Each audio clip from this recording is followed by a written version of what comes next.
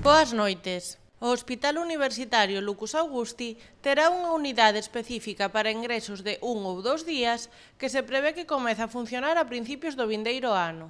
Esta unidade de curta estancia estará ubicada na que foi a unidade de preingreso e xa anteriormente a zona de hospitalización de uroloxía. Exixirá a contratación de máis persoal de enfermería, segundo informou hoxe o diario El Progreso. Algúns dos pacientes ingresarán nesa unidade a mesma mañá da súa intervención e outros farano a noite anterior. En principio serán pacientes de ciruxía xeral, traumatoloxía e otorrinolaringoloxía. Nembargantes, non se descarta que co paso do tempo tamén ingresen aí outras especialidades con posoperatorios de curta estancia. Estas unidades de curta estancia son unha fórmula organizativa xa habitual en moitos hospitais, e as claves do seu bo funcionamento son a correcta selección dos seus pacientes e a priorización de estos á hora de facerse probas complementarias. No caso do ULA, primaránse intervencións non complicadas en pacientes en problemas asociados. E o Xulgado de Instrución número 3 de Lugo estimou o recurso presentado pola defensa da exparella de Tatiana Vázquez, a rapaza asesinada a puñaladas o pasado mes de abril, para que se confirme ou descarte a existencia dun seguro de vida contratado a nome da moza e, no caso de que exista, que se averigüe quen sería a persoa beneficiaria. En declaracións á Axencia F, o avogado do senegalés César Lodos dixo que detrás dun crime desta magnitude sempre hai un móvil, e descartou que neste caso a motivación foran os celos do seu defendido. Lodos insistiu na importancia da devandita investigación para aclarar se detrás do crime pode existir un móvil económico e para chegar así ao, según Lodos, verdadeiro responsable da morte de Tatiana Vázquez.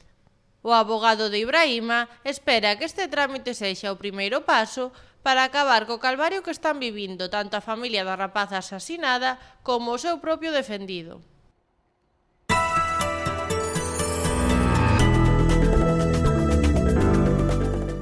O presidente da Deputación, Darío Campos, solicita reunirse co presidente da Xunta de Galicia, Alberto Núñez Feijóo, para abordar solucións conxuntas aos problemas dos lucenses. Malia os desencontros que tiveron no pasado, Campos mostrouse partidario de darlle un voto de confianza ao novo goberno da Xunta, xa que, aínda que está formado polos mesmos conselleiros, o presidente da Deputación dixo que as políticas poden cambiar porque, segundo Campos, a mellor forma de mellorar a calidade de vida da xente pasa pola colaboración entre administracións. Campos lembrou tamén que no seu discurso de investidura Feijóo dixo que quería mellorar os servizos públicos da zona rural, polo que o tema central do encontro que ambos manterán será a colaboración entre a Xunta e a Deputación para a apertura de residencias da terceira idade que a entidade provincial construíu en Lugo. Campos dixo que espera a colaboración de Feijóo, xa que afirmou que a apertura de ditas instalacións pasa tamén polo concerto de prazas públicas para responder á demanda que existe nos municipios rurais. Acabamos de remitirlle ao presidente da Xunta, ao presidente recién elexido, pois unha cita, unha entrevista, unha reunión de traballo para abordar os temas prioritarios da provincia de Lugo, non? Neste contexto, pois eu creo que hai temas suficientemente claros e nos que tratar e a colaborar entre as administracións, que é o que pretendo. O presidente dixo no discurso de investidura que el quería tender a mão a todas as administracións e eu tamén penso que desde aquí a miña idea é colaborar con todas as administracións e o estamos facendo cos concellos e eu espero que o presidente tamén colabore ca Deputación de Lugo na apertura das residencias. É un tema que vai ser o tema central que lle vai a poñer en riba da mesa e que haxa unha colaboración entre as administracións. El dixo que, aparte de tener a mão as administracións, que iba a apostar polo rural e espero que eso se cumpla. Eu creo que temos que colaborar para mellorar a calidade de vida de todos os veciños e temos que facelo entre todos e non hai mellor colaboración que a Xunta de Galicia e a Deputación que colaboren como nos colaboramos cos concellos. En principio, espero que, polo que dixo o presidente, isto cambie, non? Ainda que sean os mesmos conselleiros, as políticas poden ser diferentes, vamos dar un voto de confianza e esperar a ver que sale desta reunión, porque eu creo que é importante para a provincia, hai temas suficientemente importantes e que xa son recorrentes, non? Neste eido, a voceira provincial do Partido Popular, Elena Candia, considera que o presidente da Deputación non está lexitimado para pedir axilidade a outras administracións públicas e urxe a entidade provincial a desbloquear a posta en marcha das residencias en lugar de empregalas como arma de confrontación política. A segunda edición da Feira do Mel de Montaña espera reunir esta fin de semana a máis de 3.000 persoas na Praza do Viveiró do Concello de Muras. O evento contará con 15 expositores, dos cales 9 serán de mel, que se poderá adquirir a partir de 7,5 € o quilo.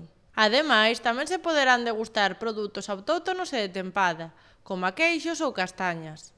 A feira tamén inclúe actividades para nenos, como un obradoiro de cestería ou un show cooking infantil. O obxectivo da feira é descentralizar o Concello de Muras e poñer en valor un produto autóctono como é a mel. Así o dixo esta mañá o voceiro municipal do Concello de Muras, Mario Rouco. Fixémola para dúas cousas. Unha, descentralizar o que é o Concello, porque, como ben sabedes, esta segunda feira do Mel vai ser na Praza do Viveiró, no Viveiró Muras. De segundo, o que queríamos era dar en valor un produto como o mel, que é un produto, como ben dixo Eduardo, con bastante repercusión no Concello, e que llevemos que realmente ten un potencial enorme. Casa do Mel de Güente vai nos dar unhas charlas formativas o sábado 19, dende as 5 da tarde ás 7 da tarde, con unha degustación de meles do país, diferentes tipos de meles, e degustacións de queixos tamén do país. Domingo do propio día da feira, que iniciaremos a partir das 11, que a apertura da feira, a apertura dos postos. Este ano é importante comentar que contamos con 9 postos de mel, e aparte diso, o resto de postos que están representados nesta feira van ser de produtos autóctonos, produtos de temporada. Eses produtos van ser as castañas, vai ser o queixo e vai ser o pan. O que estamos a facer tamén era dar actividades, tanto lúdicas como infantiles. Esas actividades pola mañán complementanse co que é un obradoiro de cestería, para facer os cestos típicos da mel. É un obradoiro de cestería que xa participou en moitas máis feiras do mel por toda a nosa comunidade. E realmente, aparte diso, o que vamos facer é un show cooking, que tanto de moda está ahora mismo, que é cun cociñeiro, que neste caso é Antonio, de Andarubel, de Fragas do Eume, que nos vai acompañar tanto pola mañán como pola tarde. Porque pola tarde, unha vez que fai o show cooking para o que é o público en xeral pola mañán, pola tarde faremos un obradoiro lúdico para nenos con el.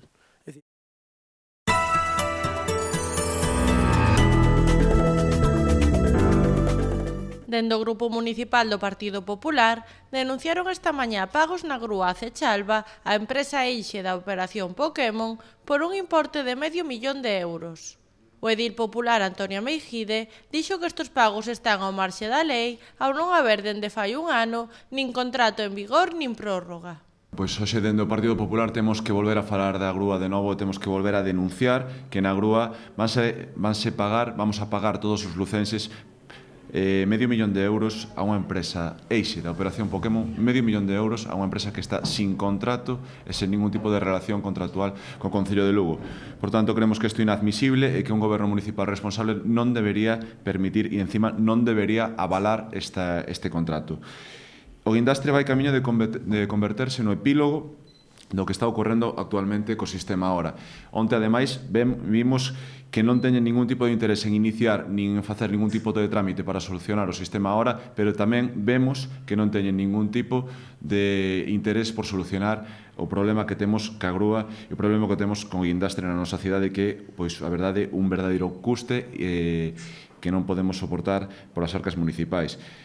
O voceiro socialista dixo que os trámites de municipalización eran lentos, dixo no pleno de onte, pero a verdade é que se non se traballa ni se fai absolutamente nada, cada vez van a ser máis lentos, eso non cabe ningún tipo de dúbida. Por tanto, parece que a alcaldesa de Lugo o que quere é seguir practicando ou seguir continuando ca práctica habitual dos gobernos de Orozco, dos anteriores gobernos socialistas, de ter todo tipo de empresas sen ningún tipo de contrato nin relación contractual con o noso Concello. E parece que sigue avalando esa práctica.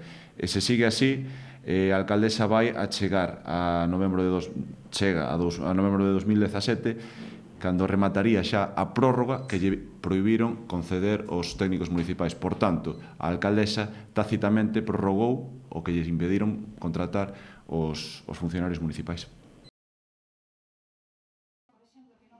E medio millón de euros é tamén o que dende Lugo Novo estiman que o Concello podería recadar cunha ordenanza fiscal de telefonía móvil. Unha cantidade que, ademais de colaborar no saneamento das arcas locais, axudaría tamén a rematar co agravio comparativo que se mantén respecto doutros negocios. Así o dixo esta mañá o voceiro municipal de Lugo Novo, Santiago Fernández Rocha, que tamén afirmou que as compañías telefónicas en Lugo viven nun paraíso fiscal. Pensamos que pode estar no entorno dos 400 a 500, 500.000 euros, non? Tendo en conta que Vigo, por exemplo, están cotizando do orden de 800.000 euros.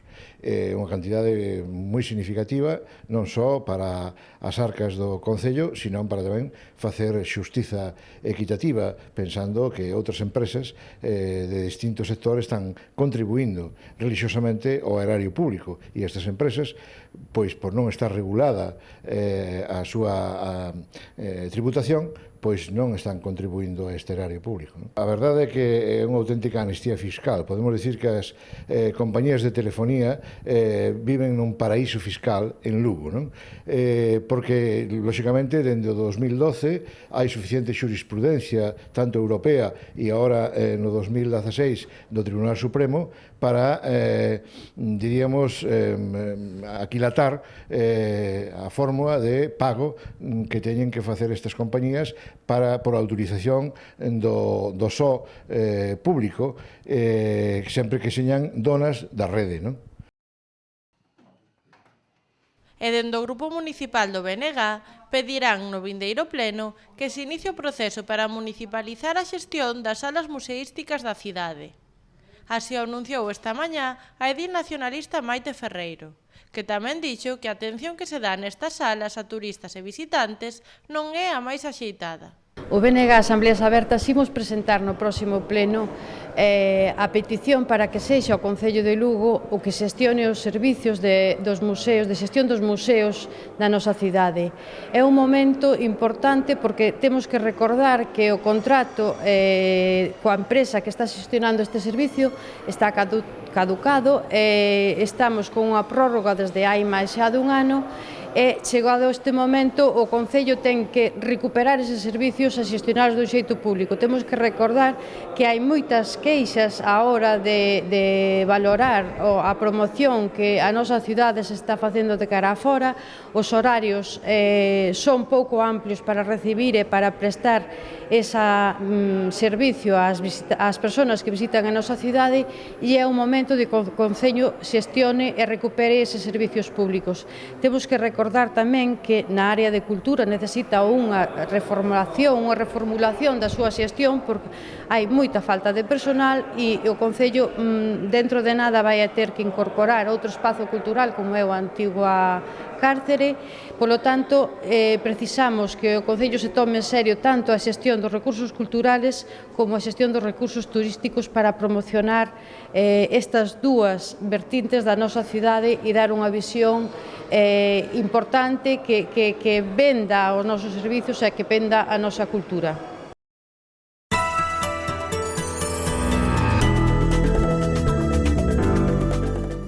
O Círculo das Artes inaugura a súa oferta de festas temáticas cun gran baile de outono ambientado nos anos 20, que terá lugar o sábado 26. Os socios da entidade poderán desfrutar da actuación da Orquesta Chatanuga, fotografiarse nun fotocall e participar no sorteo de 4 estancias en balnearios de Galicia e Asturias. Unha festa que dende o Círculo das Artes esperan sexa para lembrar. Así o dixo o seu presidente, Miguel Caraduje. Nosotros esta vez hemos querido retomar lo que fue el principio de este baile, volver al viejo esplendor, y para ello pues estamos organizando lo que sería una gran fiesta de los años 20, con la que creemos que es la mejor orquesta hoy en España,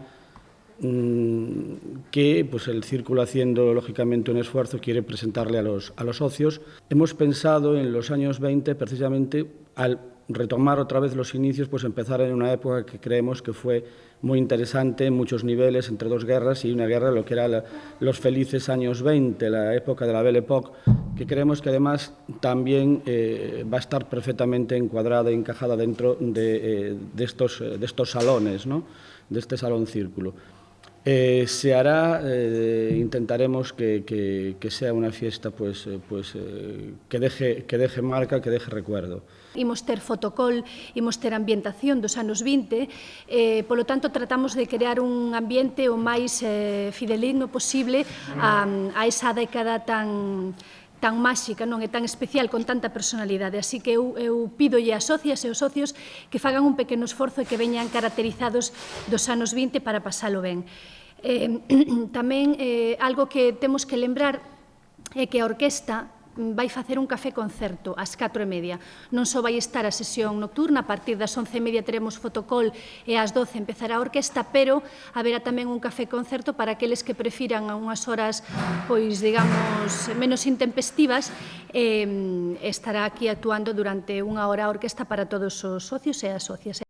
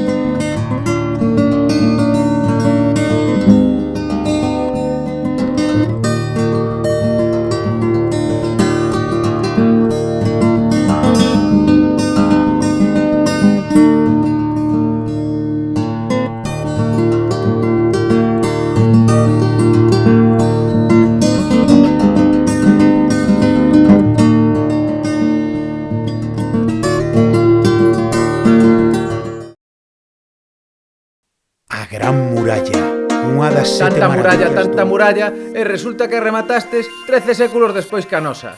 Menos lobos, que aquí non pintades nada. Poida que en colores non veñamos pintando dende hai séculos, pero sen dúbida, de pintura sabemos un chisquiño. O si que vos tomades as cousas con calma, máis de 2000 anos, mi madriña.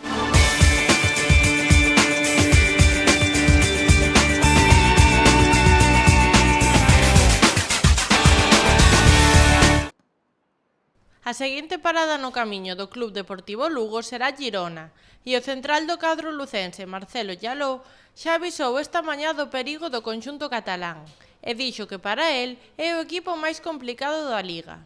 Llaló afirmou tamén que o de Girona é un encontro moi importante no que o Lugo pode dar un golpe enriba da mesa na pelexa por estar nas posicións altas da clasificación. Para mí personalmente es el más complicado.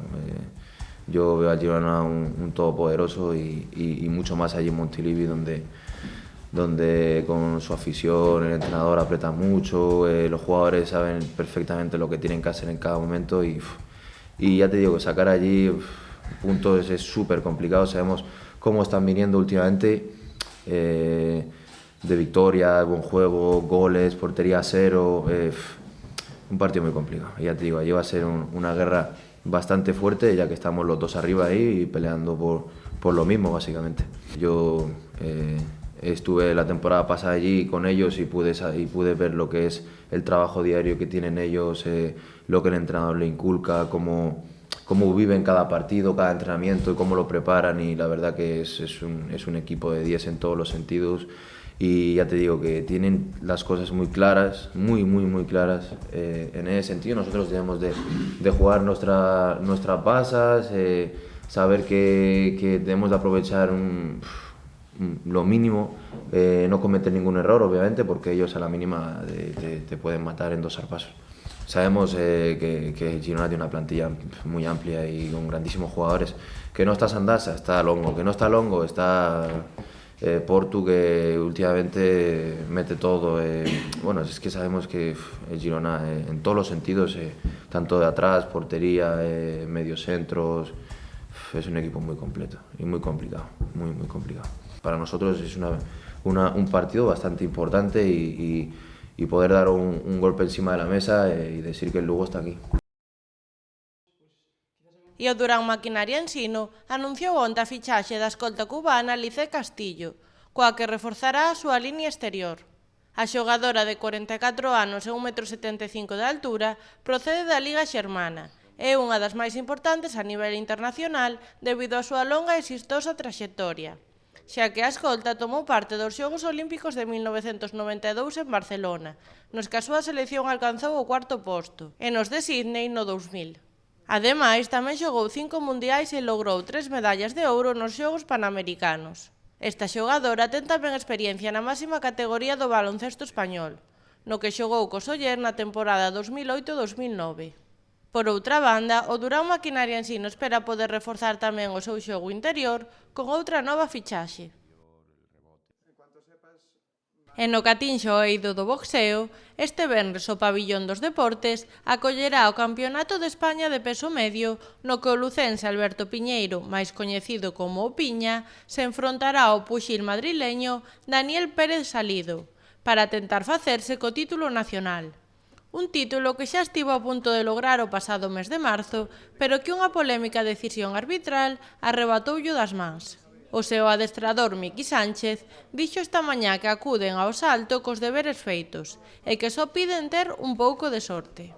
Con relación á pelea, como se suele dicir, temos os deberes todos feitos, solo pedimos ter un pouquiño de suerte, porque a veces non é só sacrificarse, despois é chegar aos minutos finales e ter suerte, porque un combate de boxeo deste nivel, que é un título nacional, se nos pode vir abaixo pois por calquer tontería, por unha lesión, por unha abertura dunha ceixa, e bueno, é algo fora do pronóstico, como nos pasou unha vez anterior, que bueno, ainda o día de hoxe pois non sabemos cal foi o motivo de que deran combate nulo.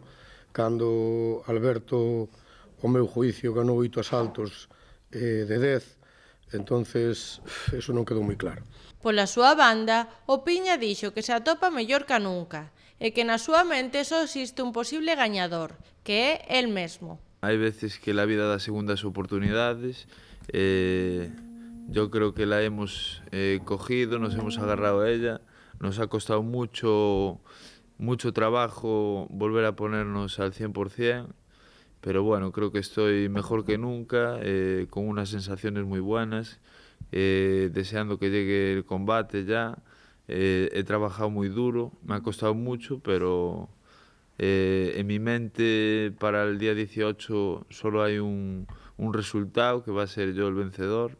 Estoy preparado para pelear 10 asaltos en la distancia que mi rival quiera. Alberto Piñeiro quixo aproveitar a ocasión para mandar unha mensaxe aos menores de Lugo que se dan cita para pelexar nas rúas da cidade. E díxolles que se queren pelexar, que se suban a un ring. Decirles que en la calle no se puede pelear, donde se tiene que pelear es en el ring. En la calle pues pelear en la calle está mal.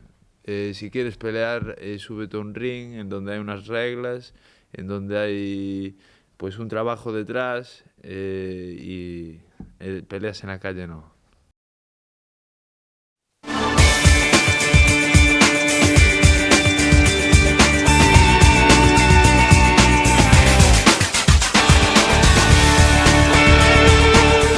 A Gran Muralla, unha das sete maravillas Tanta muralla, e resulta que rematastes 13 séculos despois que a nosa. Menos lobos, que aquí non pintades nada. Poida que en colores non veñamos pintando dende hai séculos, pero sen dúbida, de pintura sabemos un chisquiño. Iso sí, a vosa é máis longa. A muralla, digo.